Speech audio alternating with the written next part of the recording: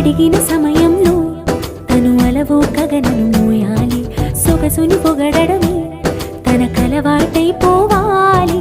పనులను పంచుకుని మనసుంటే ఇంకేం కావాలి, అలకని తెలుసుకుని